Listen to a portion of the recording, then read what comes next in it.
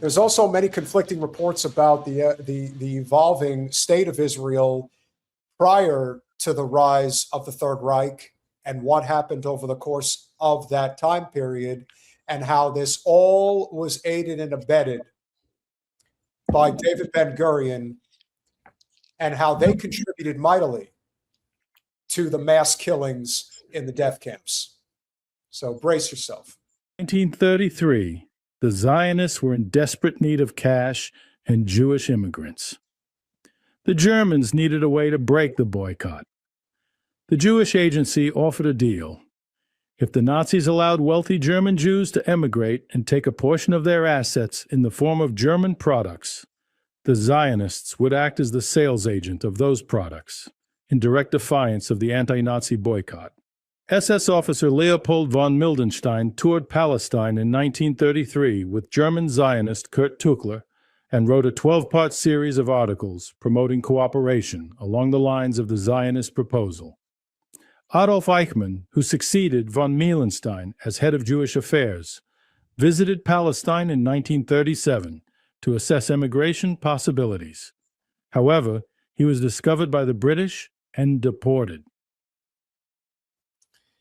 For those of you who don't know who Adolf Eichmann is, he was the commandant of Auschwitz. I actually got to sit inside the glass box, bulletproof glass box that he sat in during his trial in Nuremberg.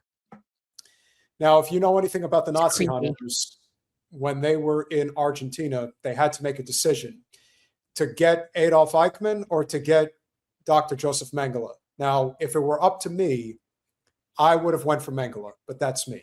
If you know anything about Joseph Mengele, if you don't know, it's all bad, Peter. Again, this is like you with who's your favorite president? None.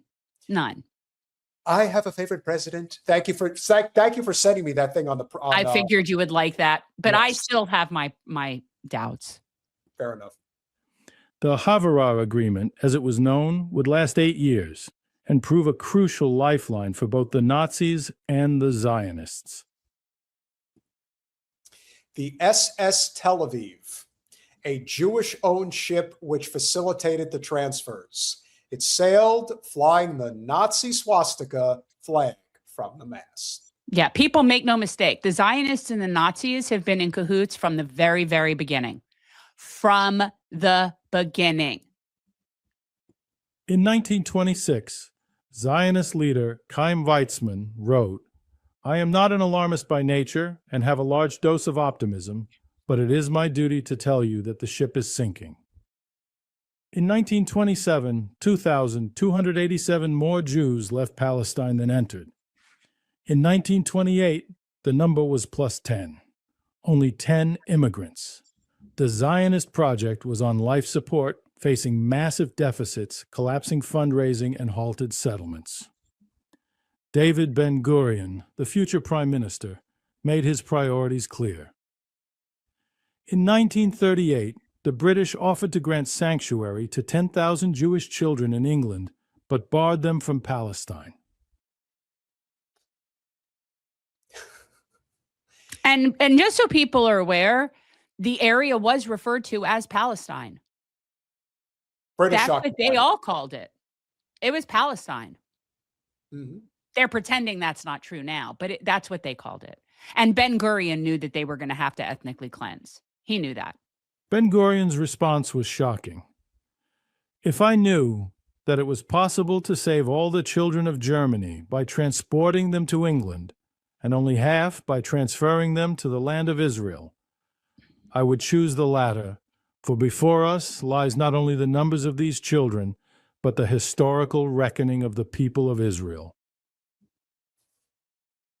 Again, these are people that are very willing to kill their own for the end result that they're seeking. So why would staging some sort of massacre modern day be Hannibal so directive? It's exactly. These are people that are perfectly content killing their own. Oh, yes. Well, again, as it's like you described with the Hunger Games. As long as you are in, what is it, Station 12? No, well, If you're no District 12 is that's like Yemen and Haiti. That's like or Gaza. Gaza's District 12. But like we live in the capital is how I would reference it. You have to watch it. It's like I feel like you and I cannot discuss this properly until you watch at least just the first Hunger Games. Fine. Fair enough. For Ben-Gurion, the goal of nation building came before everything and justified anything. Even sabotaging the boycott, which was the world's best chance of bringing down the Nazi regime. Saving Zionism was deemed more important. When news of the Haavara agreement broke, the Jewish world exploded. Haim Al-Losarov, the political secretary of the Jewish Agency, was assassinated when he returned from negotiations in Berlin. The men accused of the murder were associated with Brit Haberionim, a radical faction of revisionist Zionism. Gee, it almost sounds like a modern-day assassination. You know, Look, I feel like you could put aside, honestly, if you took the Israel flag and you just put like killing world leaders since, 1930, whatever it is, that's what this would be. I mean, like they've been doing this forever at this point. Been doing it for a long time, and now it's just becoming more and more clear to the average citizen that assassination is part of their discourse. Very common in modern times, in yesteryear, and they're flippant about it. Now it's a means to an end. That's a shame, but that's how they do it. Zeev Jabotinsky, the founder of the revisionist movement, said, "The transfer agreement destroys the only weapon the Jews have against the Nazis, the boycott. It makes us allies of the beast." The revisionist newspaper Hazit Ham, on the very day Al-Losarov was murdered, wrote, "The Jewish people has always known how to deal with those who have sold the honor of their nation and its Torah, and it will know today as well how to react to this abomination that is being committed in the open." This was seen as an open call to liquidate the traitors who collaborated with the Nazis. Baruch Vladek, manager of the Jewish Daily Forward and leader of the Jewish Labor Committee, wrote, "The organized Jewish workers of America will not be a party to any agreement with the murderers of their own flesh and blood. We will not become the sales agents of Hitler." Samuel Untermyer, prominent lawyer, president of the non-sectarian Anti-Nazi League, and boycott leader, declared, "This is a treasonable act. The Jews of the world cannot be expected to recognize the transfer agreement, which is in effect a strike-breaking expedition." So point the value of the from the very beginning of all of this, there have been Jews not on board. From the very beginning, there have been Jews that did not agree with anything about creating a Zionist state, and certainly not with teaming up with the Nazis when they were having a successful boycott. And who knows what that might have been able to accomplish, that boycott, had it not been broken by the Zionists. Those are Nazis, by the way. Haavara agreement for the Nazis, who collected 25% in their own paper currency when they could have seized it all, wasn't the Haavara revenue. That was a cheap price to pay to destroy the boycott. But for the Zionists, who levied a 39% tax on the transfer, it was about securing the vital capital needed to build a nation. The political fallout was a price they were willing to pay for a life-saving economic bailout. Nazi steel, Nazi pumps, and Nazi cement built Tel Aviv. I should have listened to that one more time, ladies and I gentlemen. know.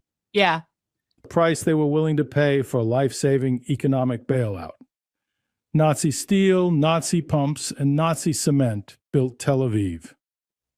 You know, kind of like how white powder built Miami.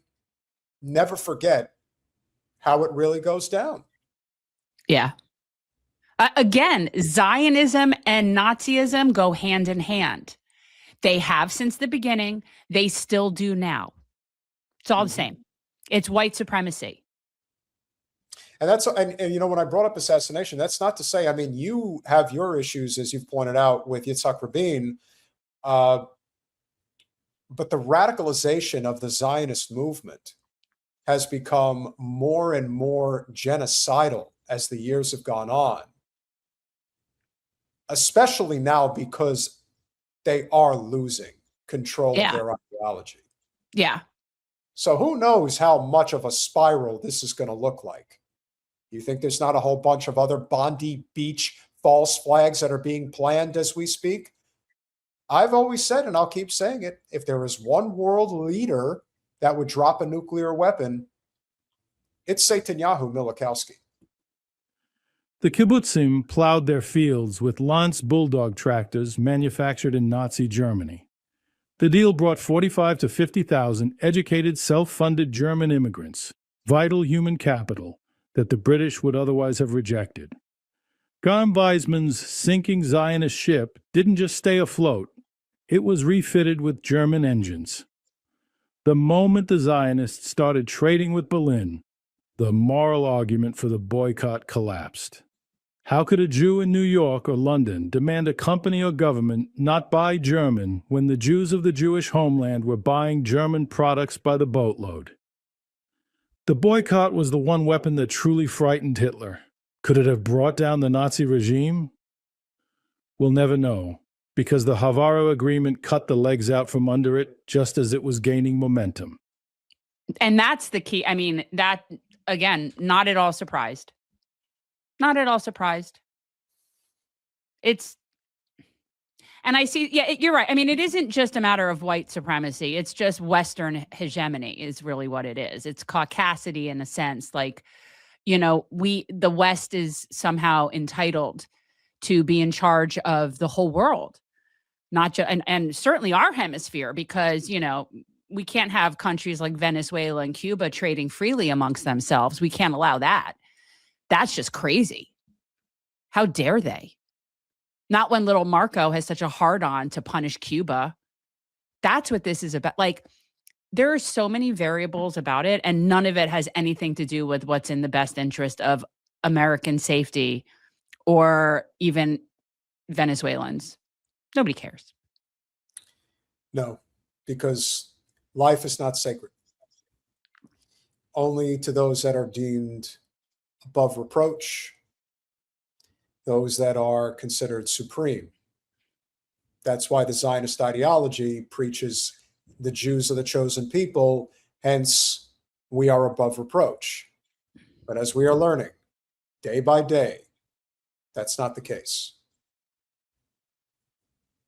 If we are all created in the image of God, if God exists, then one would have to surmise that there's a hell of a lot of false prophets out there, a lot of war profiteers, a lot of criminals.